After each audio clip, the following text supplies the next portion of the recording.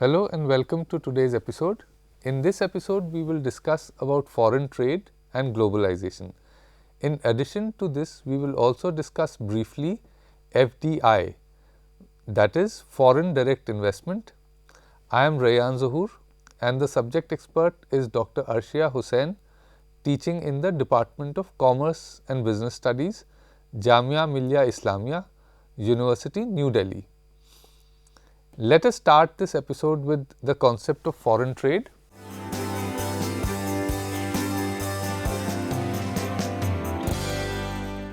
Foreign trade plays an important role in the development of any country. Trade can be seen as a social activity as it provides goods and services to satisfy human needs. Each country must buy the goods and services it needs, but cannot produce from the other countries and sell the surplus goods to other countries in a similar way. This process of buying necessary goods and services from other countries and selling surplus goods and services to other countries is called foreign trade. Now, we take a look at and will tell you a brief history of foreign trade. The growth of foreign trade during the 2 centuries can be divided into the following periods: 1757 to 1813, 1814 to 1857, 1858 to 1914 and since 1915. The first period, the early years of the British East India Company, is known as the age of mercantilism. There are no trade statistics available during this time. In the second period, from 1814 to 1857, there were some fundamental changes in the composition of trade when India was reduced to a fair supplier of agricultural products in exchange for imports of manufactured products. The third period, from 1858 to 1914, showed structural characteristics related to the structure of trade. It has been observed that the value of trade between India averaged £2 million a year during 1793 to 1813. After 1813, India's foreign trade took on a modern character. There was practically a tremendous growth in trade in the 19th century. From 1900 to 1914, India's main exports were cotton, agricultural products, oilseeds and tea, etc. After the post-war period, exports increased due to the growing demand for raw materials around the world.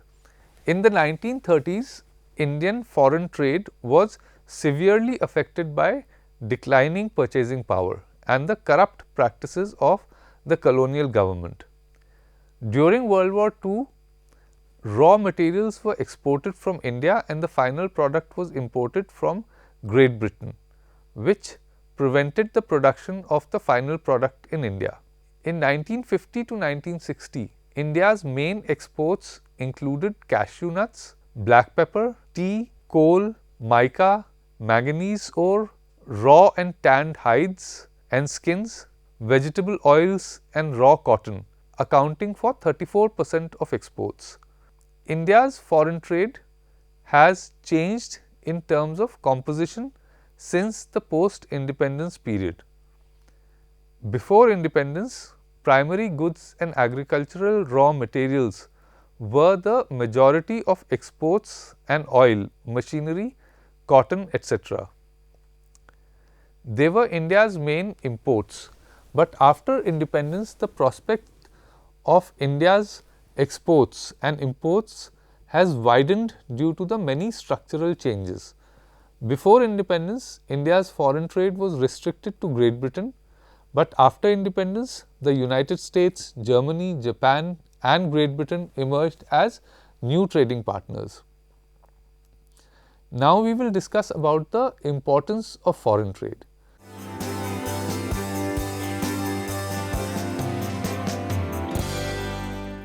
Trade can be seen as a social activity, since it provides goods and services to satisfy human needs. The process of buying necessary goods and services from other countries and selling surplus goods and services to other countries is called foreign trade. We can divide trade into two of the following types: domestic trade or national trade, foreign or international trade. National trade can be divided into two parts: wholesaler. Wholesaling comprises the sale and purchase to distributors, commercial buyers, commercial wholesalers, or others. This involves buying manufactured products in bulk and selling them to retailers. Retailers are commercial companies that sell goods and services directly to consumers. It involves buying products from the wholesaler in relatively small quantities and then selling them to consumers for their consumption. The exchange of goods and services outside national borders or between two or more countries is called foreign trade or international trade. For example, the Chennai merchant sells products to the US merchant. Foreign trade can be divided into three parts. Export trade. It is the sale of goods from the merchant in the national country to merchants in another country. For example, a merchant from India sells his products to a merchant in China. 2. Import trade. This is the purchase of goods from a trader in another country by the domestic trader. For example, a trader in India buys the goods from him from a trader in China. 3. Entrepot trading involves buying goods from merchants in another country and then selling the same goods after processing to another country, which is known as entrepot trading. For example, an Indian trader buys material from a Japanese trader and then assembles it, that is, convert into finished goods and then re-export to China. Direction of trade.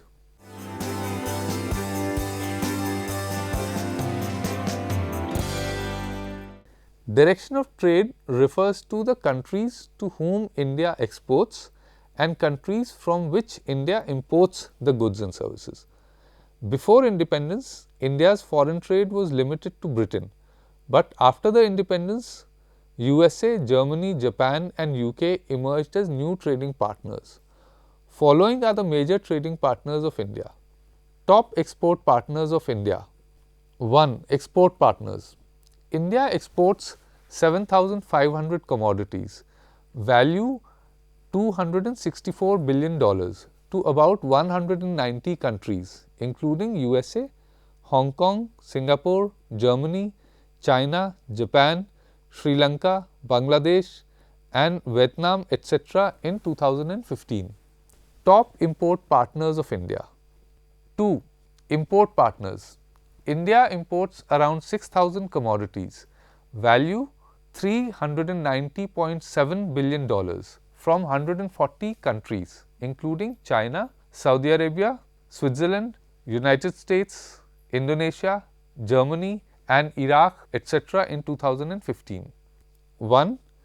Capital goods like machinery and know-how is very essential for the development of the country, but with the help of foreign trade, we can take the benefit of improved technology through imports. 2.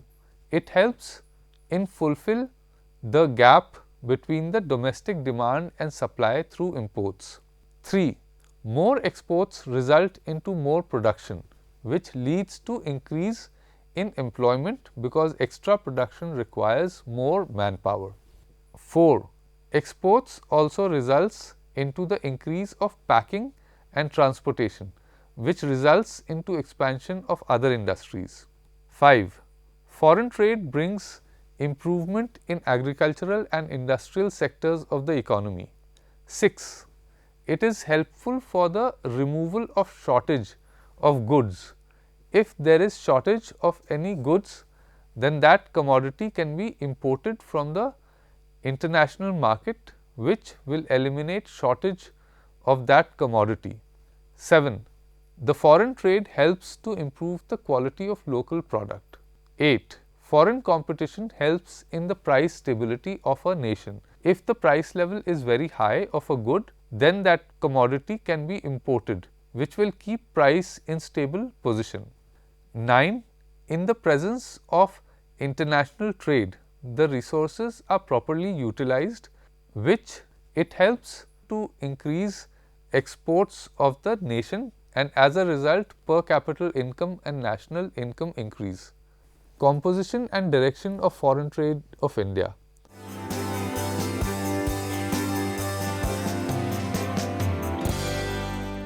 At the time of our independence, our exports were mainly of primary goods and import were of manufacturers, and during the post-independence period, composition of India export changed. Composition of Indian trade refers to the major commodity or sector in which India exports or imports. Before the independence, primary goods and agricultural commodities were the major portion of the exports, and oil, machineries, cotton, etc. were the major imports of India.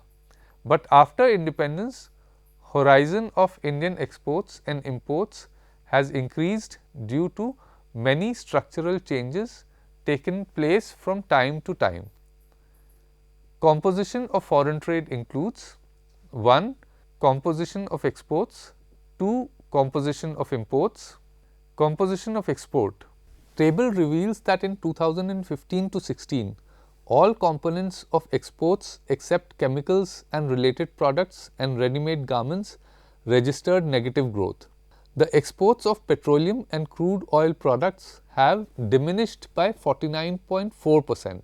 The exports of agriculture and allied products have decreased by 18%. The gems and jewelry industry has witnessed a fall in growth by 6.21%.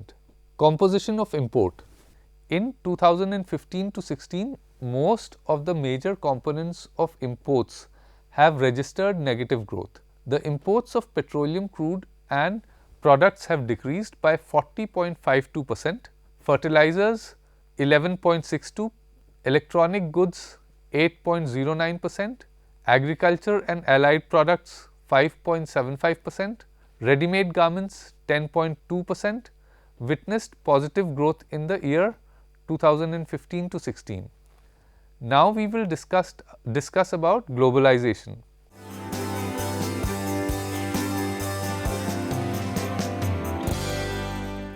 Globalization refers to the integration of businesses and society around the world. It includes technological, economic, political and cultural exchanges that are made possible primarily by advances in communications, transportation and infrastructure. According to Anthony McGrew, globalization is a process that creates flows and connections, not only between national states and national territorial borders, but between regions, continents and global civilizations. According to R.J. Halton, globalization represents the triumph of the capitalist world economy, which is connected by a global division of labor. Advantages of globalization. The following are the advantages of globalization. Ease of technological growth. Globalization helps to transfer technology from industrialized countries to developing countries, which is why we are implementing the latter in their own countries as part of the development program. Capital flow. A country that suffers from capital needs or a lack of capital can be financed by a country that has a surplus due to globalization. Therefore, it helps with the free flow of capital from one country to another. Wider market. The expansion of the free flow of capital in the market together with technology is helping developing countries to boost their industries in their countries. Raising the standard of living. Increasing globalization results in lowering the prices, which results in increased in consumption and thereby helps in raising the standard of living of people in all countries of the world. Increased employment opportunities. Globalization increases the employment opportunities. Relocation of production facilities from one country to another where they are available at low cost and thereby generating employment opportunities in the country. The impact of inflation on economic growth is reduced. Globalization encourages global competition and imports keep prices under control. This reduces the impact of inflation on the economic growth. Optimal and appropriate use of resources. Human resources, natural resources and capital resources made available contribute to balanced human development throughout the world. More product availability. Different countries are rich in different production factors such as raw materials, cheap labor, good weather conditions, technology, etc., which create more products. Reduce discrimination between nations. It builds good relations between nations. Strengthening the unity of nations. Globalization strengthens the unity of nations. It creates balanced industrial, social and economic development of the nations of the world. Division of labor and specialization or more availability of products. Globalization helps in promoting talent and division of labor in different countries by exporting various products. For example, Brazil specialist in coffee, Japanese car and India's textiles. Cultural exchange. Cultural exchange is possible through globalization. It reduces spatial distances and paves the way for the exchange of points of view, opinions, ideas and thoughts, etc. Disadvantages of globalization. The disadvantages of globalization are as follows. Government policies and procedures. Government policies and procedures in India is one of the most complex, confusing and cumbersome in the world. Government policies and bureaucratic culture in India are not so encouraging in this regard. High costs. The high cost of many important inputs and others in general are other factors such as raw materials and intermediaries, energy, finance, infrastructure, facilities such as ports, etc. reduces the international competitiveness of Indian companies. Poor infrastructure. Another problem that affects both growth and competitiveness is the country's inadequate and inefficient infrastructure. Obsolescence. Technologies and modes of operations used in general have become obsolete and have a negative impact on competitiveness. Resistance to change. Socio-political factors opposes change and stands in the way of modernization and increased efficiency. Technological modernization is rejected for fear of unemployment. Bad image and delivery problem. The quality of many products is poor for various reasons.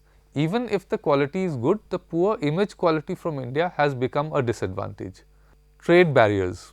Although tariff barriers have been gradually removed, however, non-tariff barriers have increased. This is due to GATT, OMC, particularly in developed countries. Small size and lack of experience. Indian companies fail to compete with multinational companies due to their small size and lack of resources. Indian companies in many cases cannot compete with big corporations from other countries. Even the largest Indian companies are small compared to the multinational corporations. Acquisitions of national companies. There are various cases of acquisitions of national companies by foreign companies. In some cases, domestic companies had to transfer most of their equity capital to foreign companies in joint ventures since they were unable to provide additional capital.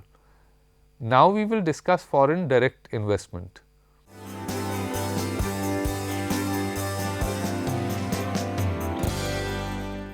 Foreign direct investment means investment in a foreign country where investor retains control over the investment. The investor is usually a multinational corporation. The control over the enterprise in which investment is made does not merely involve the control of the invested capital. It is control in terms of actual power of management and effective decision making in the major areas of working. Example, finance, production, technology, marketing and so on.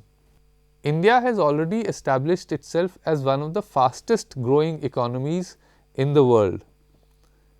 Foreign direct investment or FDI is a very important source necessary for the development of Indian economy. Foreign companies invest in developing countries to benefit from cheaper resources and a dynamic business environment.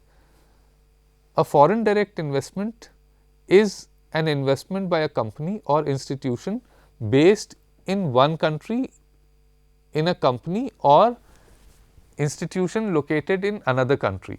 The main characteristics of FDI is that resident companies are managed by foreign companies. Foreign direct investment differs from indirect investments such as portfolio flows, where institutions abroad invest in stocks that are listed on a national stock exchange.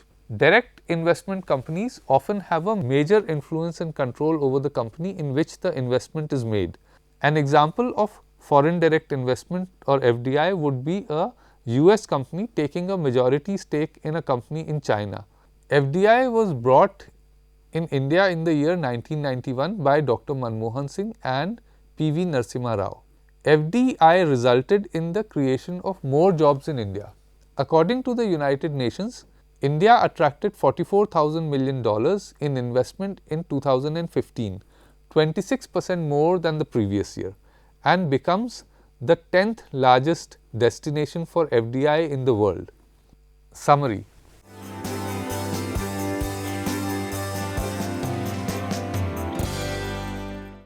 Let us summarize what we have done in this episode. The process of buying required goods and services from the other countries and selling of surplus goods and services to other countries is known as foreign trade. The growth of foreign trade during the 2 centuries can be divided into the following periods: 1757 to 1813, 1814 to 1857, 1858 to 1914, and since 1915. The first period, the early years of the British East India Company, is known as the age of mercantilism. There are no trade statistics available during this time. In the second period, from 1814 to 1857, there were some fundamental changes in the composition of trade when India was reduced to a fair supplier of agricultural products in exchange for imports of manufactured products. The third period, from 1858 to 1914, showed structural characteristics related to the structure of trade. It has been observed that the value of trade between India averaged £2 million a year during 1793 to 1813. After 1813, India's foreign trade took on a modern character. There was practically a tremendous growth in trade in the 19th century. Trade can be divided into 2 types: A. Domestic trade or national trade, B. Foreign or international trade. Globalization refers to the integration of businesses and society around the world. It includes technological, economic, political and cultural exchanges that are made possible primarily by advances in communications, transportation and infrastructure. The advantages of globalization are: A. Ease of technological growth, B. Capital flow, C. Wider market, D. Raising the standard of living, E. Increased employment opportunities, F. Relocation of production facilities from one country to another where they are available at low cost and for similar reasons provides employment opportunities in the country to which you relocated. The impact of inflation on economic growth is reduced, and so on. The disadvantages of globalization are: 1. Government policies and procedures, 2. High costs, 3. Poor infrastructure, 4. Obsolescence, 5. Resistance to change, 6. Bad image and delivery problem, 7. Trade barriers, 8. Small size and lack of experience. Foreign direct investment means investment in a foreign country where the investor retains control over the investment. The investor is usually a multinational corporation. That is all for today. Hope you have understood the concept of foreign trade and globalization. So, we will meet in the next episode with a new topic. Till then, take care and goodbye.